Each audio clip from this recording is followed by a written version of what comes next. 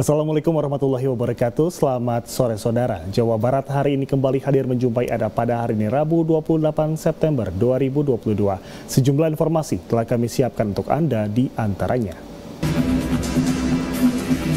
Upaya pemadaman kebakaran hutan Gunung Ciremai Kuningan masih dilakukan.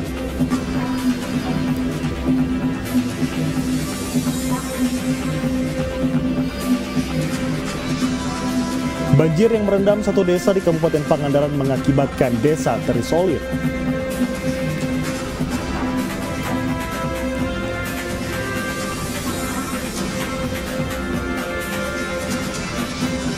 Polres Cirebon bongkar kasus penyalahgunaan gas LPG.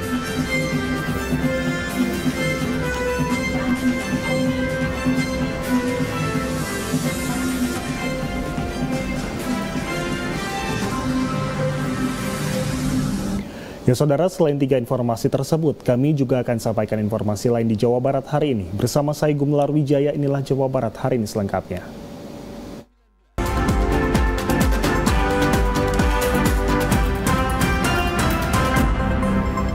Kita awal informasi dari Kuningan, saudara. Kebakaran yang melanda hutan Gunung Ciremai, Kabupaten Kuningan, Jawa Barat belum dapat dipadamkan. Bahkan kebakaran masih terus meluas. Petugas pemadam kebakaran berupaya menyemprotkan air ke arah area hutan yang terbakar agar tidak mendekati pemukiman warga. Kebakaran di hutan Gunung Ciremai masih belum dapat dipadamkan sehingga api terus meluas. Meluasnya kebakaran hutan juga sudah mulai mendekati area perkampungan penduduk sekitar 2 km dan juga mendekati fasilitas jalan umum menuju lokasi wisata Batu Luhur. Selain tim gabungan pemadam kebakaran hutan dari Balai Taman Nasional Gunung Ciremai, TNI, Polri, BPBD, masyarakat peduli api dan unsur lainnya, regu pemadam kebakaran Kabupaten Kuningan juga dikerahkan dan membawa 2 unit mobil pemadam. Bantuan tim damkar ini untuk melakukan penyekatan atau pembasahan di area yang berdekatan dengan akses jalan agar kebakaran tidak meluas ke area jalan dan kawasan perkampungan sekitar hutan di kaki Gunung Ciremai. Bahwa api sudah mendekati fasilitas umum di Kebun Raya Kuningan ini. Kami mengerahkan kurang lebih 15 personil dan 2 kendaraan damkar. Nah, kami melakukan proses pembuatan sekat bakar dengan cara menyebarkan air di titik-titik potensi yang belum terbakar. Upaya pemadaman api secara manual tetap dilakukan di kawasan hutan yang aksesnya tidak bisa dilalui kendaraan. Puluhan petugas gabungan masih terus berjibaku di dalam hutan untuk memadamkan kebakaran tersebut. Kebakaran hutan di kawasan kaki Gunung Ciremai belum dapat dipastikan berapa luasan hutan yang sudah terbakar dan belum dapat diketahui penyebab kebakaran tersebut. Dari Kuningan, Muhammad Samsudin, kontributor TVRI Jawa Barat melaporkan. Beralih ke Pangandaran, saudara, intensitas curah hujan yang tinggi dalam sepekan ini menyebabkan Desa Bunisari, Kecamatan Cigugur, Kabupaten Pangandaran terendam banjir. Bahkan desa ini terisolir akibat akses jalan dan rumah terendam banjir yang mencapai 2-3 meter.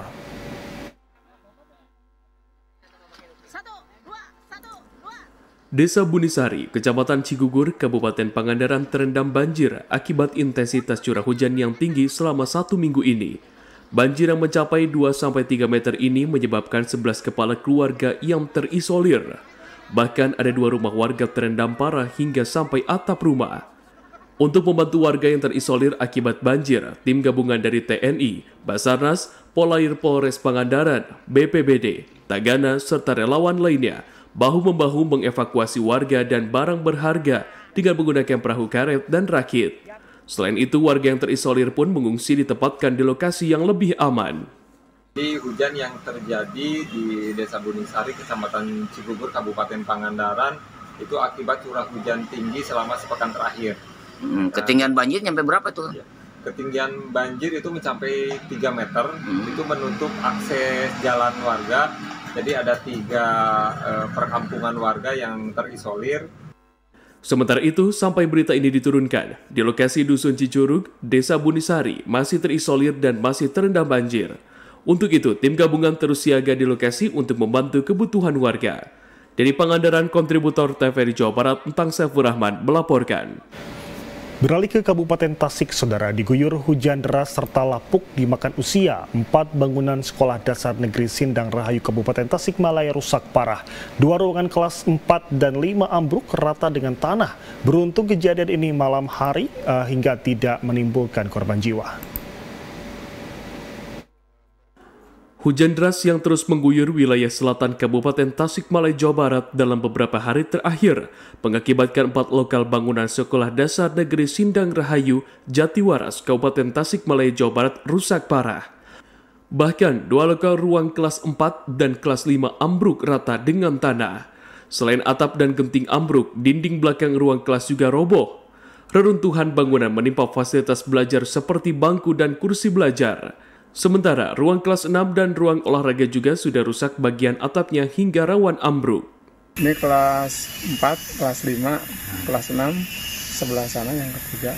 Kelas 3? Ya. Berarti yang roboh itu kelas 4? Kelas 3, kelas 4. Kelas 4 ya. Terus kelas 4, kelas 5. Kelas 5. Nah, kelas 6, kelas 3? Kelas 1, 2, 3 itu di bangunan di bawah di sana. Pihak Dinas Pendidikan Kabupaten Tasikmalaya berupaya segera melakukan renovasi sekolah rusak. Tercatat dari 1.050 sekolah dasar di Kabupaten Tasikmalaya, 15%-nya rusak.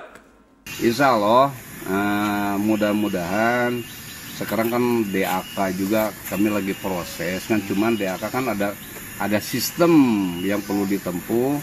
Salah satunya itu harus penguploadan yang maksimal di Dapodik, Pak, kalau sekarang.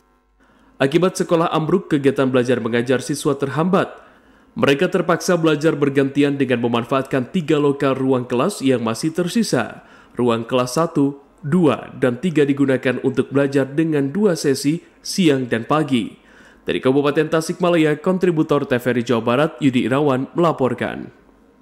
Masih dari Kabupaten Tasikmalaya, Saudara, diguyur hujan berhari-hari, jalan penghubung 5 desa di Kecamatan Karangnunggal, Kabupaten Tasikmalaya, Jawa Barat terendam banjir. Air sungai yang meluap mengenangi jalan membuat warga dan pelajar tertahan tak bisa melintas, sehingga harus diangkut menggunakan rakit. Hujan yang mengguyur wilayah Tasikmalaya Selatan dalam beberapa hari terakhir membuat puluhan hektar sawah dan jalan utama di Desa Cikupa, Kecamatan Karangnunggal, Kabupaten Tasikmalaya terendam banjir. Jalan yang menghubungkan 5 desa ini tergenang banjir setinggi 70 hingga 80 cm dari permukaan jalan. Air yang meluap menggenang jalan membuat banyak masyarakat dan pelajar tertahan tak bisa melintas. Terlebih banjir menerjang kawasan ini pada saat jam pulang sekolah. Petugas TNI Polri membantu mengevakuasi warga menggunakan rakit bambu untuk menuju desa yang lokasinya bersebelahan dengan lokasi banjir. Alhamdulillah sekarang karena hujan mulai agak reda, debit air agak menurun. Alhamdulillah untuk pejalan kaki masih bisa dilalui, tapi untuk kendaraan roda 2 maupun roda 4 untuk sementara tidak bisa dilalui. Selain akibat hujan yang terus mengguyur dalam beberapa hari terakhir, banjir juga disebabkan karena meluapnya Sungai Cilanglang yang merendam jalan serta area pesawahan. Dari Kabupaten Tasikmalaya, Yudi Irawan, TVRI Jawa Barat melaporkan. Informasi lain akan kami hadirkan usai jeda di antaranya. Polisi tangkap Bribtu CH kasus kekerasan. Tetaplah bersama kami.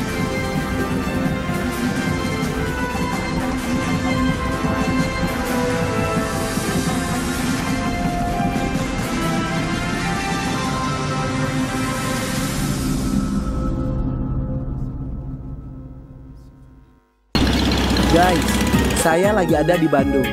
Semalam tuh ditelepon Kang Emil, diminta datang ke sentra IKM yang ada di Jawa Barat.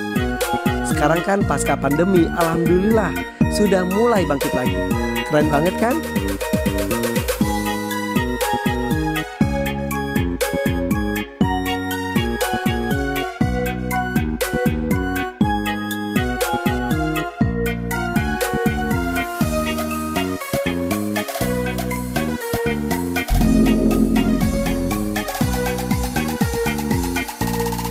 IKM harus semangat.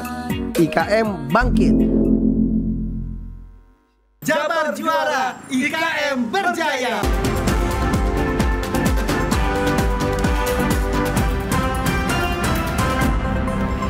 Terima kasih saudara Anda masih di Jawa Barat hari ini. Kita beralih ke Cirebon, Jawa Barat. Polresta Cirebon, Jawa Barat menangkap oknum anggota Polres Cirebon Kota yang melakukan tindak kekerasan seksual terhadap anak di bawah umur. Petugas Unit Perlindungan Perempuan dan Anak Satreskrim Polresta Cirebon juga telah menetapkan polisi berpangkat Bribtu tersebut sebagai tersangka dan telah dilakukan penahanan. Bribtu CH, anggota Polres Cirebon Kota ini hanya tertunduk setelah petugas Unit Perlindungan Perempuan dan Anak Satreskrim Polresta Cirebon menangkap dan menetapkan sebagai tersangka kasus tindak kekerasan seksual terhadap anak di bawah umur. Kapolresta Cirebon, Kombes Pol Arif Budiman mengatakan, penangkapan ini merupakan tindak lanjut adanya laporan dari ibu korban pada 5 September lalu.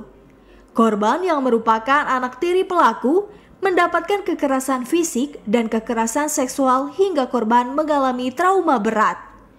Selain mengamankan tersangka, polisi juga mengamankan barang bukti seragam sekolah korban saat kejadian dan hasil visum.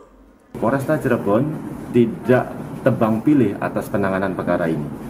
Kita buktikan bahwasanya tanggal 5 meningkat menjadi LP, kemudian tanggal 6 September kita lakukan penangkapan dan dilanjutkan dengan penahanan pada tanggal 7 September. Artinya sampai dengan hari ini kita sudah 19 hari melakukan penahanan.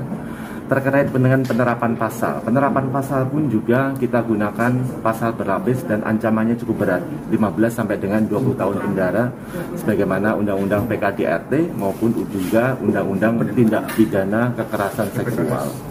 Atas perbuatannya, tersangka terancam dicopot secara tidak hormat dari kepolisian dan dijerat dengan Undang-Undang Perlindungan Anak ancaman 15 hingga 20 tahun kurungan penjara. Dari Cirebon, Makmur Hamdallah, TVRI Jawa Barat melaporkan. Beralih ke Kota Bogor, saudara, pembongkaran ratusan lapak PKL di sepanjang Jalan Raya Cifor, Kota Bogor, Jawa Barat diwarnai tangis para PKL yang menolak tempatnya digusur. Hal ini dilakukan karena lokasi tersebut rencananya akan dijadikan jalur pedestrian oleh pemerintah Kota Bogor. Sejumlah pedagang pasar ini tak kuasa menahan tangis saat petugas gabungan menertibkan ratusan pedagang kaki lima atau PKL yang berada di sepanjang Jalan Raya Cifor, Kecamatan Bogor Barat, Kota Bogor. Mereka hanya bisa pasrah melihat lapak yang sudah ditempatinya selama puluhan tahun tersebut dibongkar paksa menggunakan alat berat. Pembongkaran lapak PKL ini sengaja dilakukan lantaran pedagang melanggar karena menempati lahan milik Pemkot Bogor. Selain itu, area sekitar juga rencananya akan dijadikan jalur pedestrian, sekaligus mengembalikan fungsi jalur drainase yang selama ini tertutup lapak kumuh. Tahun 2000-an? Tahun 2000, lama lagi 20 tahun. 20 tahunan. Oh. Katanya gini, rumah tinggal aja dulu, rumahnya tinggal aja dulu. Oke kan tanah pribadi, bukan tanah kota ya dibuka. Ada 265 PKL yang kita bongkar, bangunan saya permanen semua. Alhamdulillah sampai saat ini kondusif. Oke. Ini nanti untuk apa Pak peruntukannya? Peruntukannya untuk pedestrian. Pedestrian dan penataan kawasan di daerah Bogor Barat ini. Petugas akan terus melakukan pemantauan terhadap pedagang yang masih nakal berjualan di daerah yang sudah dilarang oleh petugas agar tempat tersebut tidak menimbulkan kesemrawutan. Dari Kota Bogor, Andi Firmansyah, TVRI Jawa Barat melaporkan. Di Cirebon, saudara, Polres Cirebon Kota berhasil membongkar kasus penyalahgunaan gas LPG 3 kg yang dioplos menjadi gas non-subsidi. Selain mengamankan pelaku, petugas juga menyita barang bukti tabung gas oplosan siap edar. Praktik pengoplosan gas subsidi 3 kg menjadi gas non-subsidi 12 kg berhasil diungkap setelah petugas Satreskrim Polres Cirebon Kota mendapatkan adanya laporan dari masyarakat. Petugas bergerak cepat membongkar kasus penyalahgunaan gas LPG subsidi di sebuah rumah yang dijadikan gudang produksi gas oplosan di wilayah Mundu, Cirebon. Dari hasil pengungkapan ini, petugas mengamankan pelaku dan barang bukti 31 gas LPG subsidi 3 kg dan 12 kg, serta alat pengoplosan gas dan segel bekas. Kapolres Cirebon Kota mengatakan, pelaku melancarkan aksinya seorang diri dan belajar secara otodidak melakukan pengoplosan gas subsidi ke non-subsidi dengan tujuan mencari keuntungan pribadi. Pengungkapan kasus penyalahgunaan pengangkutan dan niaga LPG bersubsidi dari pemerintah, di mana kami mendapatkan informasi dari masyarakat dan akhirnya Satuan Reserse Polres Cirebon Kota melakukan penyelidikan dan akhirnya dapat diketahui bahwa saudara KD tersangka telah melakukan penyalahgunaan niaga LPG bersubsidi pemerintah. Atas tindakannya ini, pelaku terancam pasal 55 Undang-Undang 22 tahun 2021 tentang minyak dan gas bumi dengan ancaman pidana penjara 6 tahun dan denda sebanyak-banyaknya 6 miliar rupiah. Dari Cirebon, Makmur Hamdallah, TVRI Jawa Barat melaporkan. Informasi lain akan kami hadirkan usai jeda di antaranya.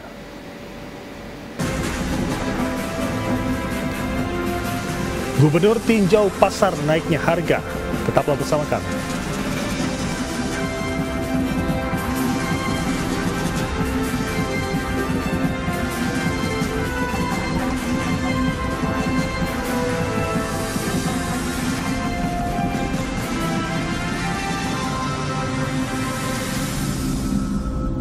Nah, masih bersama kami, saudara, kita beralih ke Depok. Gubernur Jawa Barat Ridwan Kamil melakukan peninjauan terkait kenaikan harga sejumlah bahan pokok di pasar tradisional Sukatani, Cimanggis, Depok, Jawa Barat. Dalam melakukan tinjauan di pasar tradisional ini, satu persatu pedagang kebutuhan pokok seperti beras, sayur, dan daging dilakukan pengecekan harganya. Selain itu, sejak kenaikan harga kedelai, Gubernur Jawa Barat juga mempertanyakan harga tahu dan tempe yang dijual oleh pedagang di pasar tersebut. Usai melakukan peninjauan harga, Gubernur Jawa Barat Ridwan Kamil menyampaikan di Jawa Barat ada kenaikan rata-rata hanya sepertiga produk dan itu sesuai dengan konfirmasi laporan dan kenaikan maksimal hanya 10%. Untuk memastikan ada kenaikan, tapi rata-rata hanya sepertiga produk dan itu sesuai dengan konfirmasi laporan dan kenaikan maksimal hanya 10%, jadi masih tolerable ya. Dan saya cek inflasi di Depok juga bagus, 4,5, artinya kalau di bawah 5% harga-harga masih terjangkau. Dan Sukatani juga yang keren, orang-orangnya udah mulai bayar pakai digital, jadi belanja pun tidak harus selalu bawa cash. Ridwan Kamil juga menegaskan inflasi di Kota Depok masih berada di angka 4,5%. Itu artinya masih di bawah angka 5%. Dengan demikian, kenaikan harga masih dinilai terjangkau. Demikian Saiful Hardi, TVRI Jawa Barat melaporkan. Kita beralih ke dunia pendidikan. Saudara, SMK Igasar Pindad merupakan salah satu SMK swasta di Kota Bandung dengan status SMK Pusat Keunggulan atau PK Teknik Permesinan. Sarana laboratorium di SMK ini pun sudah berstandar sesuai dunia industri. SMK swasta di Kota Bandung yang menyandang status sebagai SMK Pusat Keunggulan (PK) baru ada 3. Salah satunya adalah SMK Igasar Pindad dengan Pusat Keunggulan Teknik Permesinan. Untuk menjadi sekolah pusat keunggulan tersebut tidaklah mudah karena harus melalui sejumlah tahapan seleksi yang ketat sehingga akhirnya bisa dinyatakan sebagai sekolah pusat keunggulan PK. Sebagai sekolah PK, SMK Igasar Pindad kini terus melakukan sejumlah program dalam upaya mewujudkan visi dan misi sebagai sekolah pusat keunggulan. Salah satunya melalui upaya mewujudkan link and match antara pihak sekolah dengan industri-industri. Lewat upaya tersebut, menurut Kepala SMK Igasar Pindad, Roni Harimurti, diharapkan kompetensi siswa bisa terus meningkat sehingga daya serap di dunia kerja pun akan meningkat karena ada kesesuaian antara output sekolah dengan kebutuhan industri. Nah, karena kami di sini SMK PK atau Pusat Keunggulan dari Kementerian dipercaya untuk jurusan teknik permesinan, makanya kami berdampingan dengan tadi PT SAP yang sebagai mitra kita. Salah satunya adalah penguatan di bidang peningkatan kemampuan di bidang CNC. Sehingga diharapkan dengan adanya mitra industri dan dengan dibantu oleh bantuan kementerian melalui SMK PK, kemampuan kompetensi anak akan meningkat. Dan ini akan diakui oleh industri, bukan sekolah yang mengakui tapi industri. Pihak komite sekolah setempat juga terus mendorong penguatan satu sekolah IGASAR Pindad sebagai SMK pusat keunggulan. Karena kita sudah dapat sesuatu julukan pusat keunggulan atau Center of Excellence, maka kita dorong dari mana gurunya, terus bagaimana peralatannya, dan bagaimana output siswanya. Laboratorium praktik khususnya permesinan yang ada di SMK PK IGASAR Pindad saat ini sudah berstandar sesuai dengan apa yang menjadi standar dunia industri. Demikian dilaporkan Doni, kontributor TVRI Jawa Barat. Implementasi kurikulum Merdeka bukan hanya diterapkan di tingkat SLTP dan SLTA saja, akan tetapi juga di tingkat sekolah dasar. Salah satunya di SDN 181 Sukamiskin, Kota Bandung.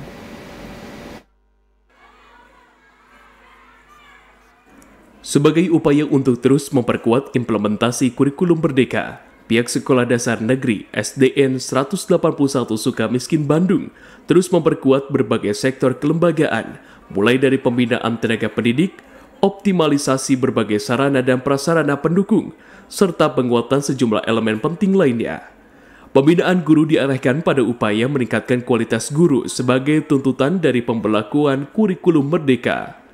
Di SDN 181 Sukamiskin, Kota Bandung, implementasi kurikulum Merdeka diberlakukan secara bertahap, dan saat ini baru diterapkan di kelas 1 dan kelas 4. Kepala SDN 181 Sukamiskin, Kota Bandung, Neneng Setiawati menegaskan, berbagai program upaya penguatan yang dilakukan pihak sekolah tersebut diarahkan pada upaya terciptanya implementasi kurikulum Merdeka dengan baik. Sehingga dengan demikian, apa yang ditargetkan oleh pemerintah dalam implementasi kurikulum ini bisa tercapai dengan baik juga. Dalam program 100 hari kerja di SDN 181 Sukamiskin, kami melakukan peningkatan mutu pendidikan, diantaranya kualitas guru. Diadakannya seminar, workshop, KKG di tingkat sekolah dan tingkat kecamatan. SDN 181 Sukamiskin Kota Bandung merupakan salah satu sekolah dasar di Kota Bandung yang terus berupaya untuk mewujudkan sekolah sebagai sarana pendidikan yang berkualitas bagi para siswanya.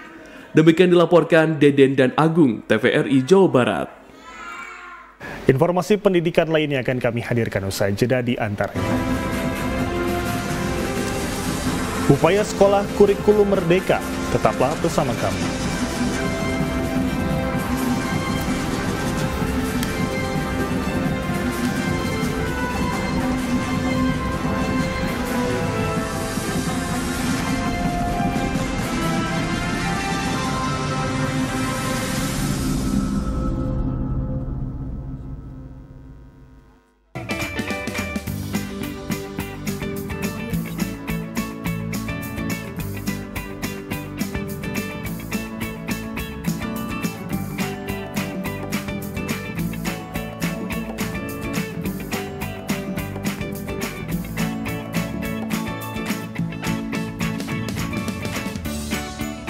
Gimana? Bersih dan jernih kan siarannya? Jangan khawatir, semua ini gratis. Tidak perlu beli kuota internet dan nggak perlu biaya berlangganan. Bagi kamu yang masih menggunakan TV analog, cukup dengan satu langkah mudah. Untuk televisi yang sudah siap digital, cukup scan ulang siaran TV kamu untuk menangkap siaran TV digital. Banyak pilihan programnya, bersih gambarnya, jernih suaranya, dan canggih teknologinya. Ayo, kita beralih ke siaran televisi digital.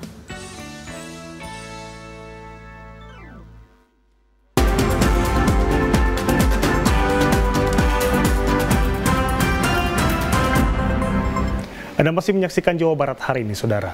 Perencanaan kurikulum Merdeka yang digagas Mendikbud disikapi oleh pihak sekolah secara positif dengan melakukan kesiapan baik terhadap siswa maupun tenaga pengajarnya. Kurikulum Merdeka yang dicanangkan Mendikbud disambut antusias oleh kalangan pendidik karena tujuannya positif, yaitu dalam peningkatan mutu pendidikan. Menghadapi kurikulum Merdeka, SMP Lab UPI Cibiru terus melakukan inovasi agar kurikulum tersebut bisa diterapkan secara efektif.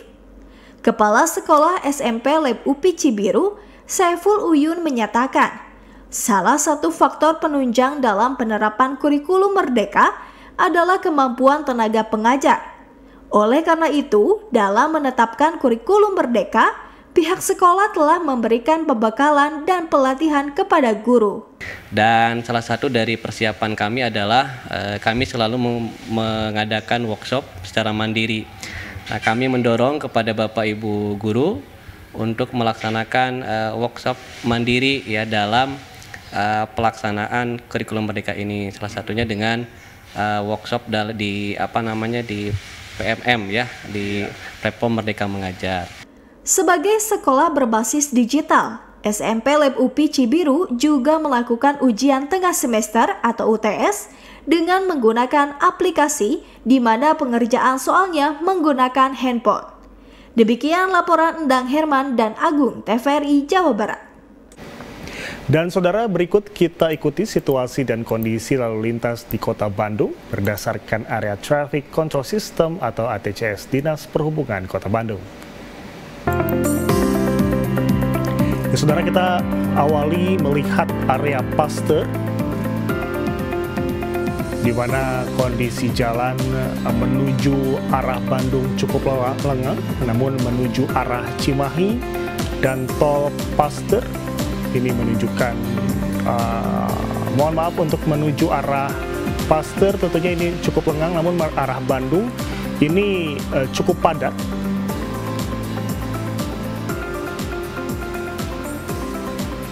Lalu selanjutnya kita beralih ke area Simpang Dago menuju Sulanjana. Tentunya menuju arah Dago terpantau ramai lancar.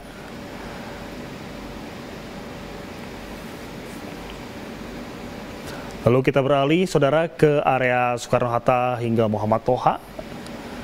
Tentunya terpantau ramai lancar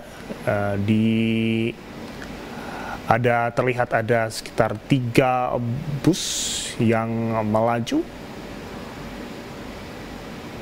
Namun tentunya kami menghimbau untuk tetap berhati-hati dan tidak menerobos lampu lalu lintas.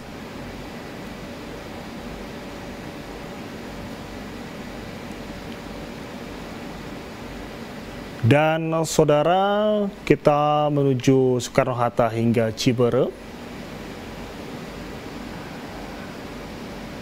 Tentunya terpantau arus lalu lintas dari Soekarno-Hatta hingga Ciberem terpantau ramai lancar. Tentunya kami menghimbau untuk tetap menjaga keselamatan dengan menggunakan helm ketika tentunya menggunakan kendaraan, terutama kendaraan bermotor. Tentunya kami juga menghimbau untuk para pengemudi atau mungkin pemirsa di rumah tetap menjaga keselamatan berkendara dan juga tidak menerobos lampu lalu lintas.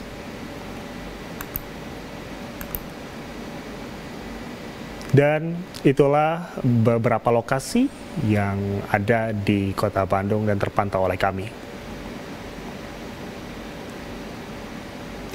Dan saudara, berikut informasi cuaca yang kami terima dari BMKG.